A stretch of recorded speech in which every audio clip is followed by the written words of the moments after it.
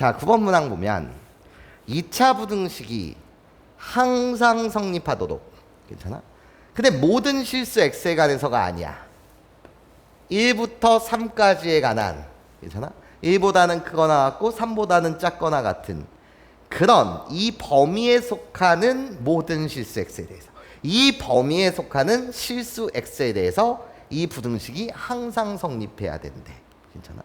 자, 그러면 나의 y는을 붙여갖고 2차 함수로 너에 대한 그림을 그려보면 x의 제곱 더하기 kx 플러스 k제곱 마이너스 13 이라고 불리는 이 2차 함수의 그래프는 나야 아래로 볼록한 그래프가 그려지면서, 여기까지 괜찮아요?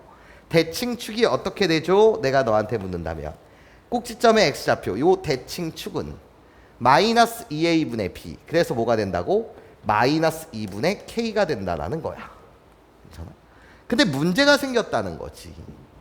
그러면 지금 대칭축이 문자를 포함하고 있기 때문에, 뭐를 포함하고 있기 때문에? 문자를 포함하고 있기 때문에, 괜찮습니까? 1부터 3이라는 구간이 어딘지 모르겠다 이거야. 괜찮아?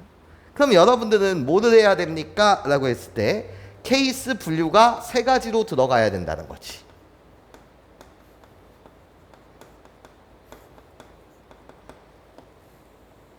케이스 분류가 몇 가지? 3가지. 그러니까 어떻게 들어가야 되는 거냐? 케이스 분류 3가지라고 불리는 것은 아래로 볼록한 그래프가 이렇게 있다 이거야. 괜찮아? 그럼 첫 번째 경우일 수도 있고, 두 번째 경우일 수도 있고, 세 번째 경우일 수도 있다. 어떤 경우?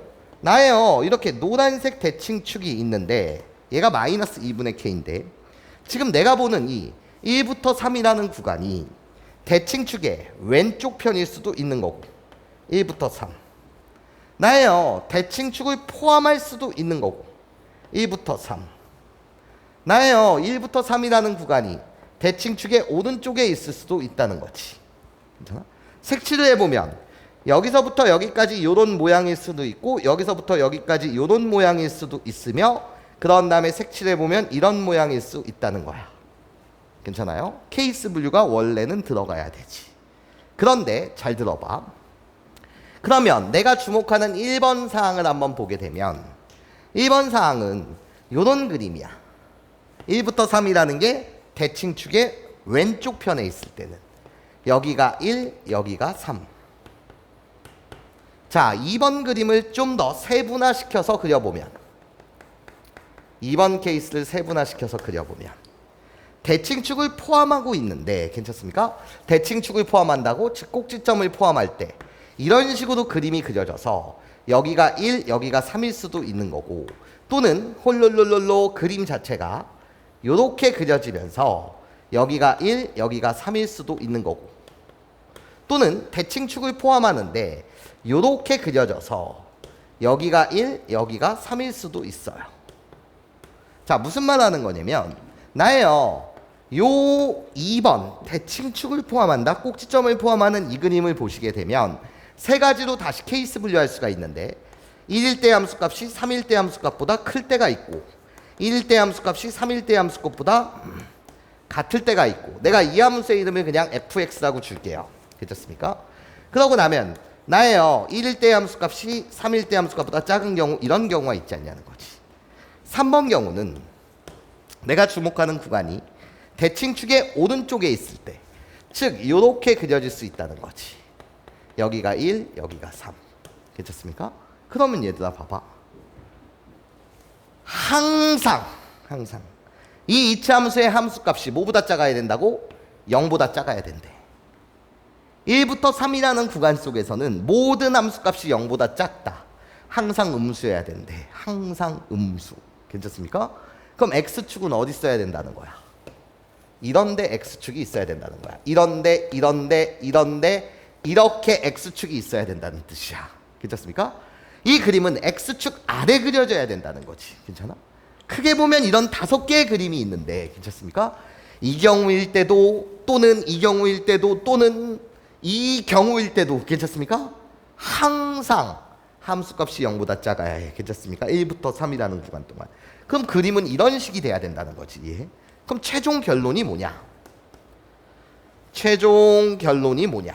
이 문제를 풀 때. 괜찮습니까? 난 설명을 이젠 자세하게 드린 거고 괜찮아요? 최종 결론은요. 어떻게 들어간다는 거지? 1일 때의 함수값 또는 3일 때의 함수값. 괜찮습니까? 최대값은 1일 수도 있고 F1일 수도 있고 최대값은 3일 때 x가 3일 때 함수값이 최대일 수도 있는데 나예요. 1일 때의 함수값도 음수이고 3일 때의 함수값도 무슨 수여야 된다? 음수여야 된다. 이렇게 문제를 풀자는 거예요. 괜찮아? 어떤 그림 속에서도 이해해. 항상 성립하려면 1일 때 함수값도 음수여 3일 때 함수값도 음수여. 괜찮습니까? 자, 이렇게 여러분들이 문제를 풀이를 진행해 주시면 되겠다. 자, 그럼 1일 때 함수값은 나예요. x 대신 뭐를 대입합니까? 1을 대입합니다. x 대신 1을 대입하시면 나야 k의 제곱 플러스 k x 대신 지금 1을 대입하는 중이에요. 그럼 마이너스 10이요. 내가 0보다 작아야 해. 괜찮아? 그럼 얘는 인수분해가 아름답게 되네. 나야 k 플러스 4 k 마이너스 3 내가 0보다 작아야 해. 괜찮습니까? 그러면 이 범위를 만족시키는 k값의 범위는요. 나예요. 마이너스 4보다는 크고 3보다는 작아야 해. 그러면서 이고 동시에 만족해야 해. 자, 3일 때 함수값 x 대신 3을 대입합니다. 3을 대입하시면은요. k의 제곱 그런 다음에 플러스 3k. 자, x 대신 3을 대입하고 있어요. 9 빼기 13 그러면 마이너스 4요. 내가 0보다 작아야 해. 괜찮습니까? 자, 그러면 인수분해 해주시면은요. k 플러스 4 k 마이너스 1이 0보다 작다가 되고 자, 이 범위를 만족시키는 거, 이 범위를 만족시키는 k 값의 범위는 k는요. 홀로 나예요. 마이너스 4보다는 크고 1보다는 작아야 해. 우리들을 동시에 만족시키는 k 값의 범위. 이게 답이라는 거지. 자, 그러면 수직선상의 그림을 그려보면 빨간색 범위는 마이너스 4보다는 크고 3보다는 작아야 해. 노란색 범위는요. 마이너스 4보다는 크고 그리고 나서 1보다는 작아야 해.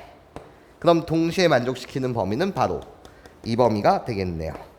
여기까지 선생님 말 괜찮아요, 여러분? 자, 그래서 최종적인 답을 갖다 쓰면 마이너스 4보다는 k는 크고 1보다는 작아야 해. 그런 k의 최대값과 최소값의 합을 구해달라고 하였으니 이 범위에 있는 정수 k의 최대값은 뭐가 될 수 있어요? 0이 될 수 있어요. 됐습니까? 0이 최대값. 등호가 없어요. 최소값은요. 마이너스 3이겠네요. 괜찮습니까? 자, 우리들의 합을 이야기하고 있으니 답은 마이너스 3이 되겠습니다. 여기까지 선생님 말 괜찮습니까? 예, K의 범위를 여러분들 정확하게 잡아주셔야 된다.